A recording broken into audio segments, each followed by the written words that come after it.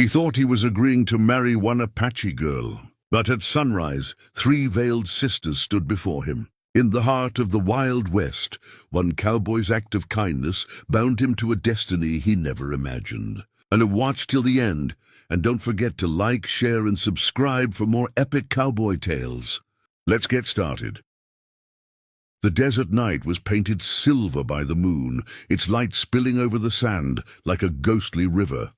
Ethan Cole's horse stood still beside him, flanks glistening with sweat from the long chase. He hadn't meant to get involved in Apache lands, but fate had its own trails. He'd seen the bandits strike, seen the young girl fall. Something in him, a cowboy's instinct or maybe a man's heart, forced him to ride into danger and fire back. When the dust cleared, she was bleeding but alive, clutching his hand with eyes filled with both fear and gratitude.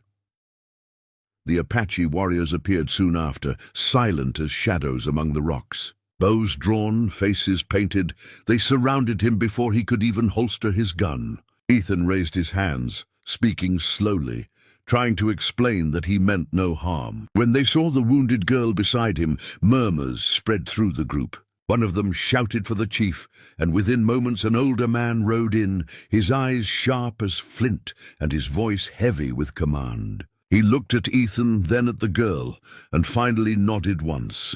Ethan was taken to the camp as the sun sank behind the mesas. Fires burned low, their smoke curling up like whispers to the sky. The girl he had saved was laid upon soft hides, and the tribe's medicine woman began to chant over her wounds. The chief watched in silence, his gaze often drifting to Ethan. He could feel the weight of their judgment, unsure whether he'd be thanked or punished. When the chants ended, the girl stirred, her fingers reaching weakly toward him. The chief finally spoke, his tone solemn but not unkind. "You gave her life," he said through a translator. "Among our people, saving a woman binds 2 spirits together. You have accepted her fate as your own." Ethan frowned, trying to understand. "You mean marriage?" he asked cautiously. The chief nodded gravely. "By our law, yes." The camp grew still. Ethan's mind raced. He hadn't come looking for love, much less a wife from a world so different from his own. Yet the faces around him spoke not of threat, but of reverence. He swallowed hard and gave a slow nod. "Then I'll honor your ways," he said quietly. That night the celebration began. Drums echoed through the canyons, the deep rhythm mixing with the crackle of fire and the high, haunting notes of flutes. The air smelled of smoke, sage, and roasted corn. Dancers moved in circles, their shadows flickering like spirits come to life. Ethan sat beside the chief, watching it all in disbelief. The rescued girl, her name was Naya, now smiled shyly at him, her arm wrapped in healing cloth. She looked younger than he first thought, but her eyes held the strength of a warrior's daughter. Ethan felt both humbled and uncertain of what tomorrow might bring. Hours passed, and the stars thickened overhead. The tribe sang of the joining of spirits and the peace between 2 worlds. Ethan, though still an outsider, felt something stir deep in his chest, a connection he couldn't name. When the music quieted, the chief rose and announced that the ceremony would be completed at dawn. Ethan nodded again, too weary to question further. He figured a symbolic promise couldn't hurt. Perhaps it was more of a custom than a true marriage. He couldn't have been more wrong. The first light of morning crept over the desert, painting the cliffs gold and red. Ethan awoke to the sound of chanting. The air was cool, filled with the scent of burning cedar. He was led to a large clearing where 3 figures stood, veiled in white hides, embroidered with bright beads and feathers. His brow furrowed. He expected one bride, Naya, but there were 3. The chief stepped forward with pride. "Our spirits are bound in 3s, he declared. "Naya and her sisters share one soul, born under the same moon. You saved one. You must accept them all." Ethan blinked, thinking it was some misunderstanding. "All 3. He repeated, half laughing in disbelief. But no one laughed with him. The tribe was utterly serious. The 3 women lowered their veils, revealing faces similar yet distinct. Naya, fierce and fiery. Tala, calm and observant. And Sani, the youngest, with eyes that carried quiet storms. They stood side by side, their gazes steady, their expressions unreadable. Ethan's pulse quickened. He felt trapped between awe and panic. He had never been one to run from his word, but this was beyond anything he'd promised. The ceremony began before he could protest. The medicine woman sang softly, circling them with smoke from burning herbs. One sister stepped forward and tied a red cord around Ethan's wrist, symbolizing the bond of life. The second placed a feather in his hat, a sign of respect and loyalty. The third pressed her palm over his heart, whispering a vow in Apache. The tribe cheered, the drums rose, and Ethan's fate was sealed. His mind swirled. 3 wives, 1 vow, a life forever changed by a single act of mercy. He couldn't tell whether to laugh or pray. As the sun climbed higher, the camp erupted in celebration again. Children ran around the fires, warriors clapped him on the shoulder, and the 3 sisters stood together, radiant beneath the morning light. Ethan forced a smile, but his thoughts churned. He had come to the frontier chasing cattle and coin, not destiny. Yet in the wild heart of the desert, among people bound by honor and spirit, he realized something profound. Maybe fate wasn't something you chose. Maybe it chose you. And whether he liked it or not, the cowboy named Ethan Cole now belonged to 3 Apache hearts, and 1 unbreakable promise beneath the desert moon. The drums thundered like the heartbeat of the earth, echoing through the canyon walls as the sun climbed higher into the sky. Ethan stood at the center of the Apache circle, dust swirling around his boots. He could feel dozens of eyes fixed on him, warriors, elders, children, all waiting for the sacred joining to begin. He wanted to speak, to question what he was agreeing to, but the tribe's chanting drowned his voice. The medicine woman approached, her face painted in white clay, her voice rising with the rhythm of the drum. 3 spirits, 1 heart, she intoned. The bond begins. Naya stepped forward first, her eyes blazing like the desert fire. She carried the red cord in her hands, woven from horsehair and dyed with sacred root. Ethan's pulse quickened as she wrapped it around his wrist, her touch gentle yet firm.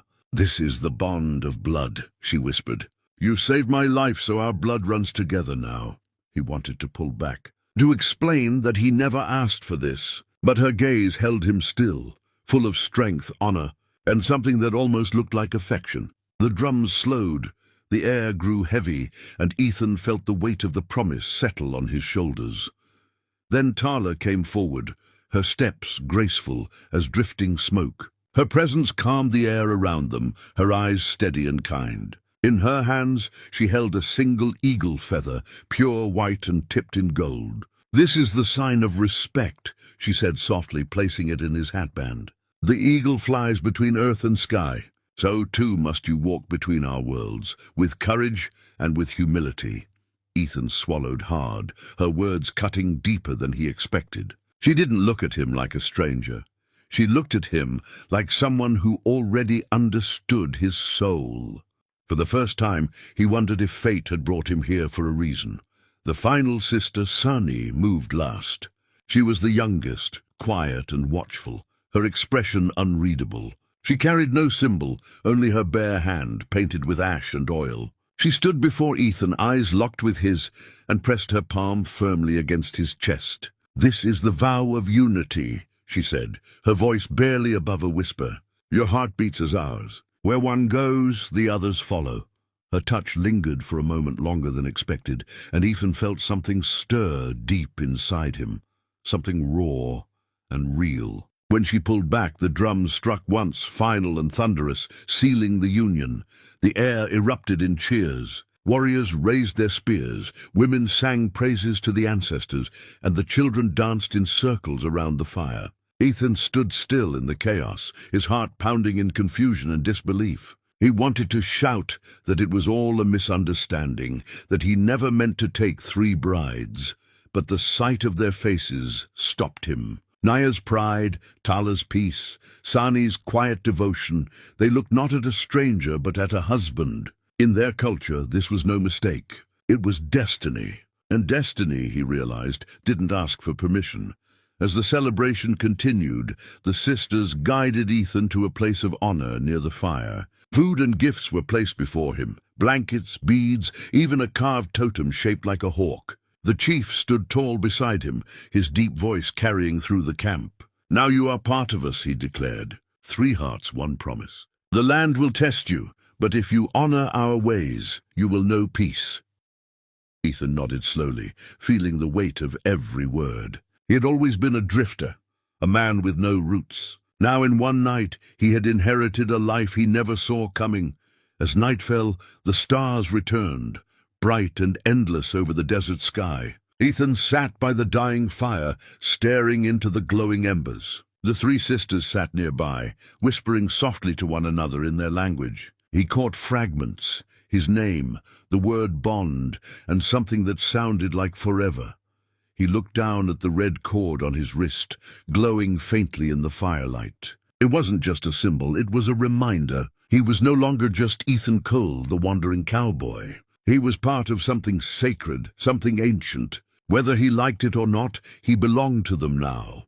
In the days that followed, Ethan learned what it meant to live among the Apache. He rose with the sun, worked beside the men, hunted in the hills, and listened to the old stories by the fireside. Each sister had her own way of testing him. Naya with her bold challenges, Tala with her quiet wisdom, and Sani with her patient silence. At first, he felt like an outsider trying to survive among strangers. But slowly, their world began to seep into his heart. He saw beauty in their rituals, truth in their simplicity, and strength in their unity. One evening, as the moon rose full and golden, Naya joined him by the riverbank. "You think you were tricked," she said suddenly, her tone firm. Ethan turned to her, unsure how to answer. "You think this wasn't your choice," she continued. "But the spirits choose the path long before we walk it." She touched his wrist, where the red cord still clung. "You saved me not by accident, Ethan Cole. You were meant to."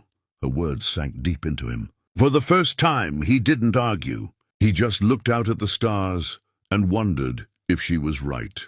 By the week's end, Ethan began to feel the change inside him. He was still a cowboy, still restless, still stubborn, but something had shifted. The 3 sisters no longer seemed like strangers, bound by a strange law. They were his family, his promise, his unexpected fate. When he looked at them, he saw not captivity, but connection. Under the blazing sun of the Wild West, where blood and dust shaped men's destinies, Ethan realized that love wasn't always chosen. It was earned. And in the eyes of 3 Apache sisters, he found the kind of belonging no frontier could ever offer.